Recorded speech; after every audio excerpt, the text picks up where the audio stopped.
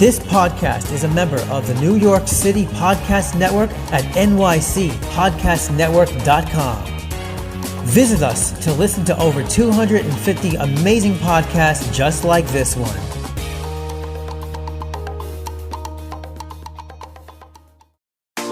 Japanese street style is some of the cutest and trendiest clothing in the world. Introducing Cherry Goddess Women's Clothing and Accessories, the hottest original and cute clothing company. We offer tops, clothes, accessories, shoes, dresses and skirts, and comfortable homeware that we guarantee you will love. Cherry Goddess Women's Clothing, super cute Japanese style clothing.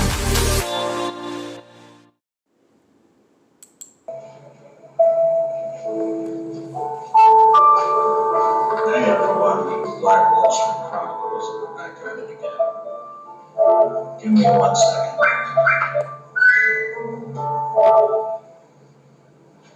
Thank you for listening to my podcast. I'm gonna sit down. Yes, today I'm going to be talking about the history of jazz. Jazz is considered to be an American classical music. It's very important to the African American community in the whole country. But before we get started, I have some announcements. If you want to listen to my podcast, you can follow me on BlackHoggy840 on Instagram. My BlackHoggy840 on Instagram. You can go to my bios, and when you go to my bios, it has my Twitch account, my Twitter account, and my Facebook. All right? Now,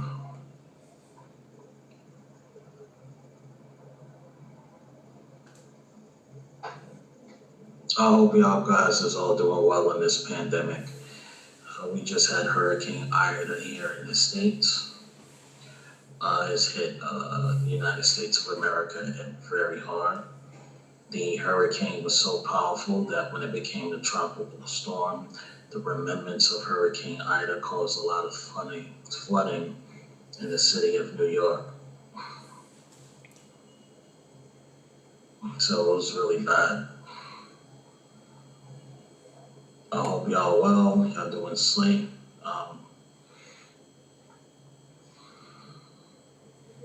Please social distance and wear your mask. I'm not going to tell you to get a vaccine or not. That's up to you. Make sure that you are exercising and you're in shape. Alrighty, so now I'm going to talk about the history of jazz. Jazz is a music genre that originated in the African American communities of New Orleans, Louisiana, United States in the late 19th and early 20th centuries, with its roots in blues and ragtime. Since the 1920s jazz age, it has been recognized as a major form of musical expression in the tradition and popular music. Linked by the common bonds of African American and European American musical heritage, jazz is characterized by swinging blues notes, complex chords, and a response vocal, polyrhythms, and improvisation. Jazz has roots in West African culture and musical expression and its African American music traditions. The stylistic origins of jazz is blues, ragtime, spirituals, folk, marches, classical, West African music. The subgenres of jazz are avant-garde, jazz, bebop, big band, chamber jazz, cool jazz, free jazz, gypsy jazz, hard bop, Latin jazz, mainstream jazz, modal jazz, and bass, neo-bop, post-bop, progressive jazz, South jazz, swing, third string, traditional jazz. The fusion genres is acid jazz, Afrobeat, bluegrass, bossa nova, dance band, folk jazz, free funk, hoopla, Indo, jazz, jam, jazz, jazz core, jazz funk, jazz fusion, jazz rap, club, mambo, manga sound, new jazz, neo soul, punk jazz, SKA jazz, smooth jazz, swing, revival, western sing, and world fusion.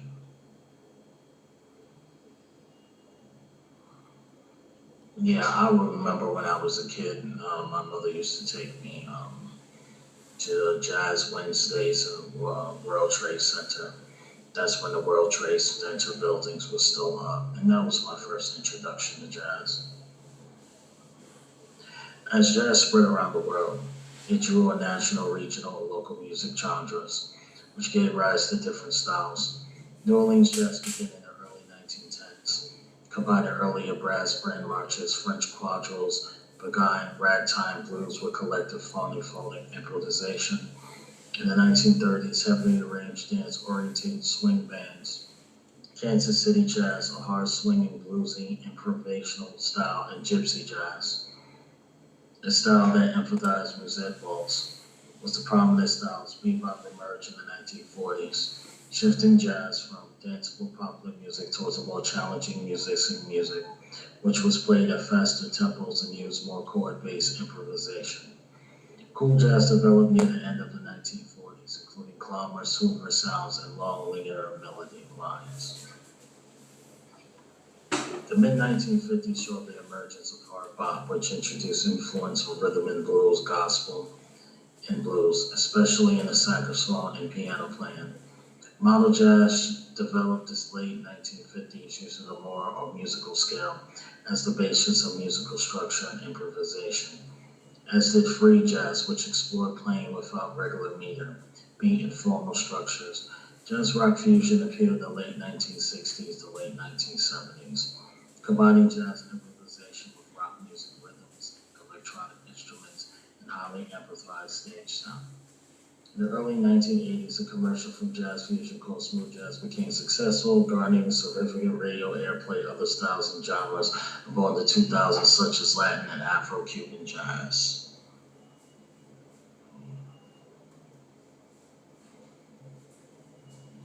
American jazz composer, lyricist, and pianist Udlib Beg made an early contribution to the genre's etymology. The word jazz has resulted in considerable research, and its history is well documented. It is believed to relate to jazz, a slang term date back into the 1860s, meaning pep energy. The earliest written record of the word in 1912 article in Los Angeles, in which a minor league baseball pitcher described a pitch, which he called a jazz ball, because it wobbles and you can't do anything with it.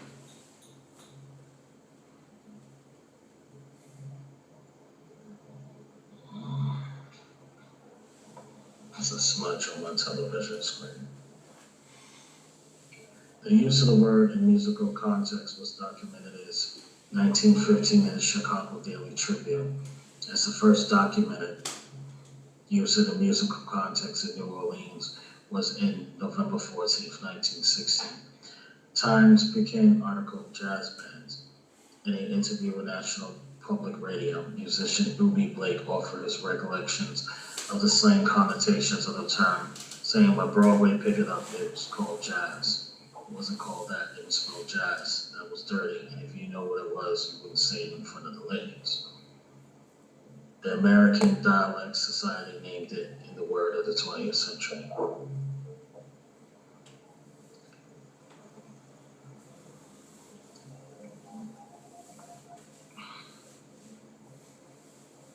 Jazz is difficult to define because it encompasses a wide range of music spanning a period over 100 years, from ragtime to rock infused fusion.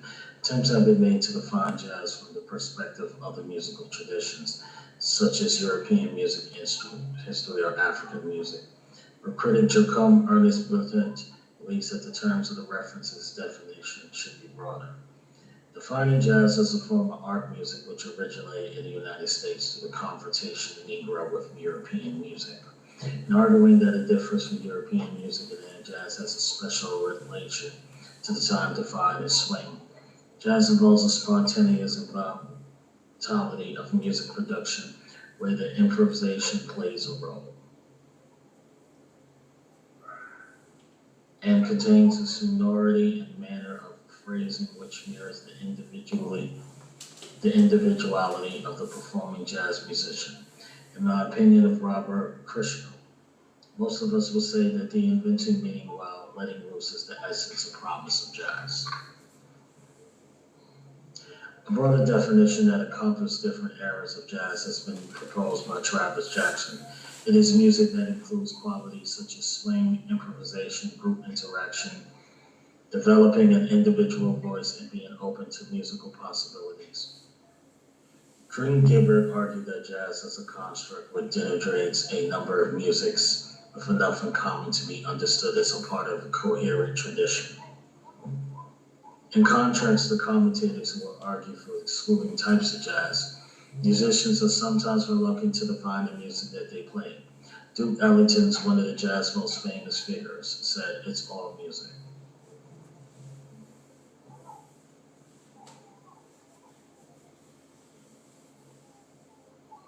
Elements and issues. Although jazz is considered to be difficult to define, in part because it contains many subgenres, improvisation is one of the defining elements. The centrality of improvisation is attributed to the influence of earlier forms of music such as blues, a form of folk music which arose in a part of work songs and field hollers of American slaves on plantations. These work songs were commonly structured around a repetitive call and response pattern, but the early views was also improvised. Classic musical performances has evaluated more by its infidelity to the musical score, which less attention to given to interpretation, ornamentation, and accompaniment. The classical performance goal is to play the composition as it's written. In jazz, it is often characterized by the product of interaction and collaboration, placing less values on the contribution of the composer. If there is one of more the performer, the jazz performer interprets a tune in individual ways, never playing the same composition twice, depending on the performer's mood, experience, and interaction with the band members or audience members. The performer may change melodies, harmonies, and time signatures.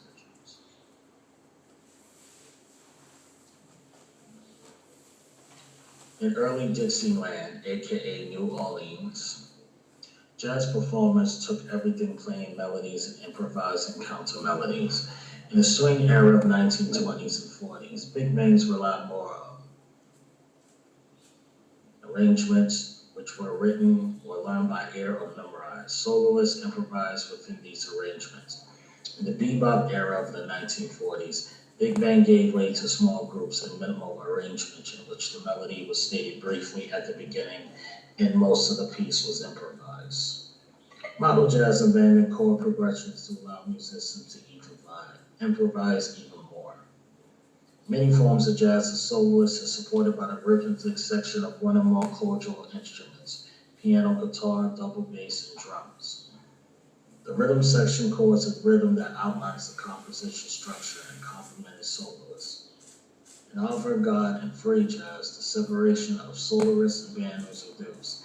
There is a license, or even a requirement, for the abandoning of chords, scales, and meters.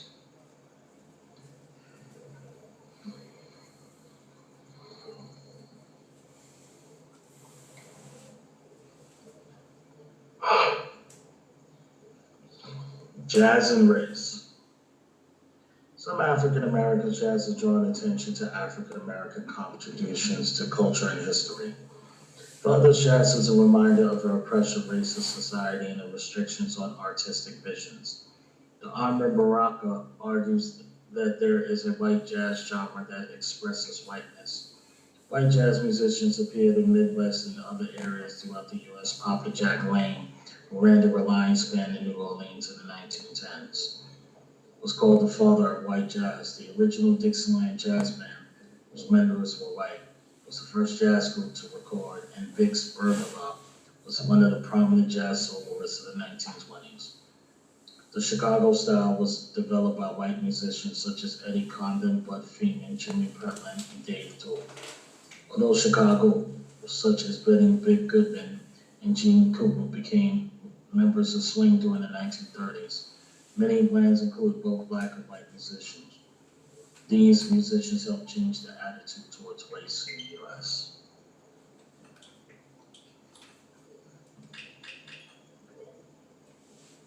Female jazz supporters and composers have contributed to jazz throughout its history.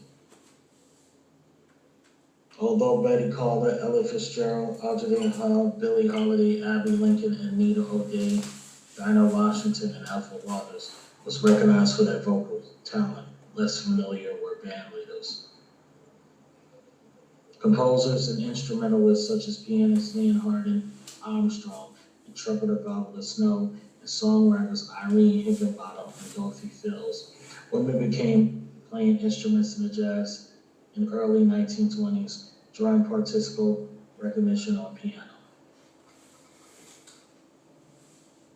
When male jazz musicians was drafted during World War II, many female bands replaced them. The International Sweethearts for Rhythm was founded in 1937, was a popular band, became the first all-female integrated band in the U.S. and the first to travel to USO, touring in Europe in 1945. Women were members of the big bands of Woody Herman and Gerald Wilson. Beginning in the 1950s, many women jazz instruments were prominent, some sustaining long careers. Some of the most distinctive improvisers, composers, and band leaders in jazz have been women. Trombonist Melba Liston is acknowledged as the first female horn player to work in major bands and make a real impact on jazz, not only as a musician, but also as a respected composer and stranger, particularly during collaborations with Randy Weston from the late 1950s into the 1990s.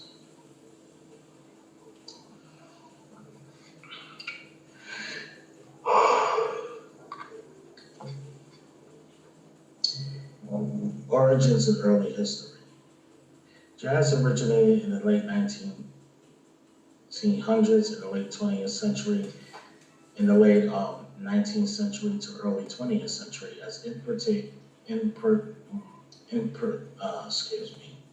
interpretations of American and European classical music, intertwined with African and slave folk songs and the influence of West African culture. Its composition and style have changed many times throughout the years with each performer's personal interpretation and improvisation, which is also the greatest appeals of the genre.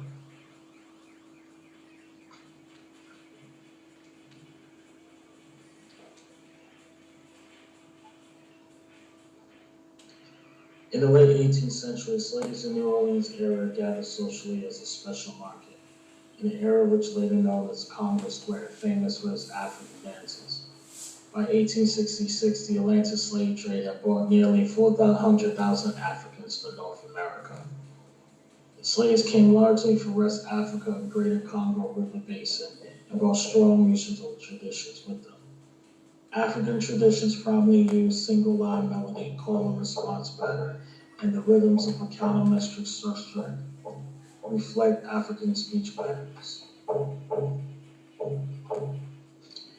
In 1885, account says that they was making strange music on equally strange variety instruments, washboards, washtubs, jugs, boxes, beaten with sticks and bones, and a drop made for stretching skin over a floral barrel.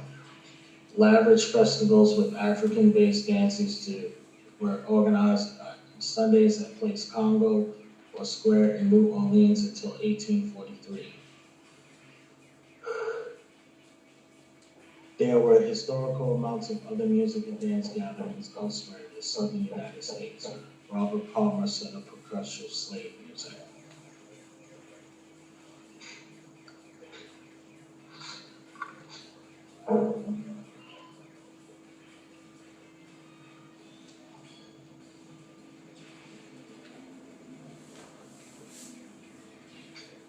Usually such music was associated with annual festivals. When the year crop was harvested, several days were set aside in celebration. As late as 1861, a traveler in North Carolina saw dancers dressed in costumes that included horn dresses and cowtails, and heard music accompanied by streets and covered gumbo box, apparently a frame drum, triangles and jawbones furnishing the auxiliary percussion. There are few accounts for the southern states of Louisiana dating from 1820 to 1850. Some of the earliest Mississippi Delta settlers came from the vicinity of New Orleans, where the drummers was never actively discouraged for a long time, and homemade drums were used to accompany public dancing until the outbreak of the Civil War.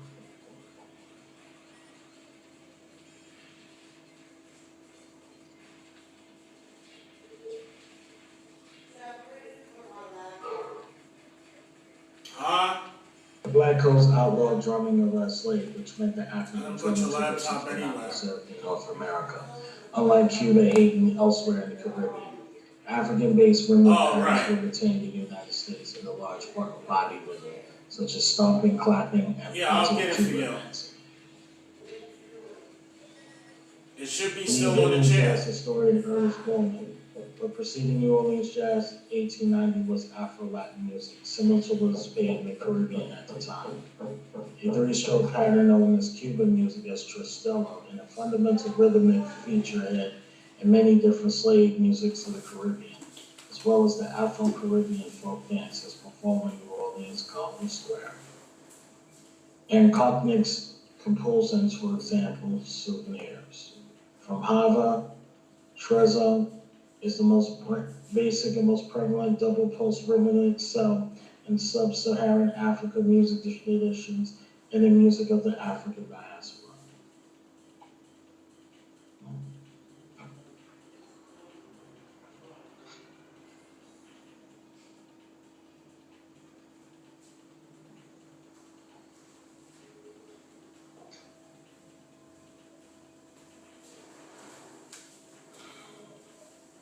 Give me a second.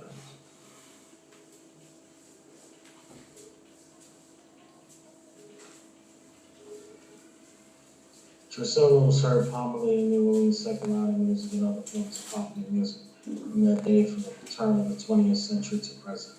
And by law, the simpler African rhythmic patterns survive the jazz because they can be adapted more readily to European rhythmic conceptions. Jazz historian observed some survives, others discarded as the European progression started.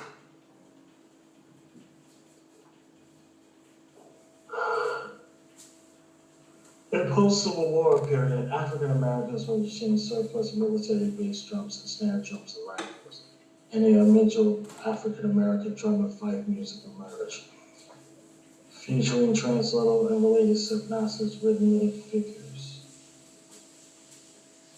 This was a drumming tradition that was distinct from its Caribbean counterparts, especially a unique Afro-American sensibility.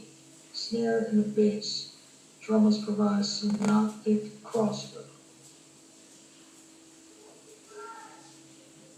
Observe the writer Robert Palmer stating that his tradition must have dated back to the later half of the 19th century, in which it could have not developed in the first place as it had been a reservoir of Palmer-bred sophistication and the culture that it nurtured.